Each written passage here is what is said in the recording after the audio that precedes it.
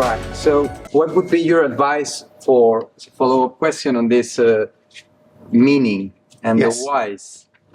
What would be your advice for leaders to communicate that meaning or to find that meaning? Are all of the leaders aware of their whys? Not necessarily. So that's a really, really fascinating question. Thank you very much.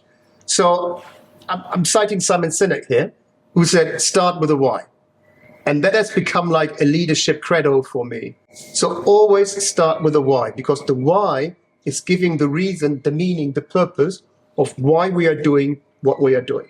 Very often we are kind of starting with a what. Look, a new initiative, look, a new project, and this is how we do it.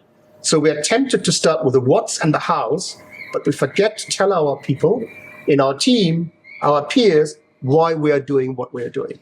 So, and that needs from the executive, from the manager, from the leader, a very clear understanding, him or herself. So what's my place with my team under the strategy roof? So because the person becomes a translator. So I need to be clear about the company strategy, and then I can start to have this discourse with my team and to say, listen, guys, yeah, so let's discuss what are our contributions, and to find this why. There's a very interesting concept coming from the Japanese culture called Ikigai.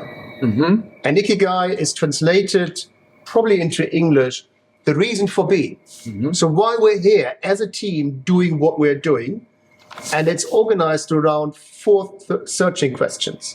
The first one is, what are we really, really passionate about?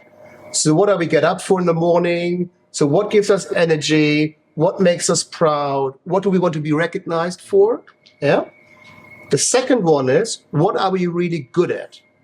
And then you're bringing these two kind of two areas together. You create like a Venn diagram. Yeah. Mm-hmm. So where's the overlap between the passion and our skills? Right. Once you found the passions and the skills, you need to contextualize it. Mm-hmm. The question would be, with our passion and skills, how do we contribute to the company? Right.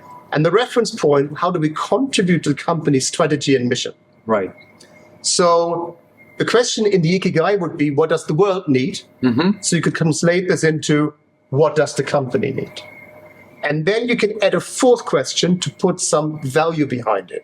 So you know what you're good at, you know what your skills are, you know your contributions. The fourth one would be, how valuable is this to the company? Right. So the question in the Ikigai would be, what would somebody pay me for this?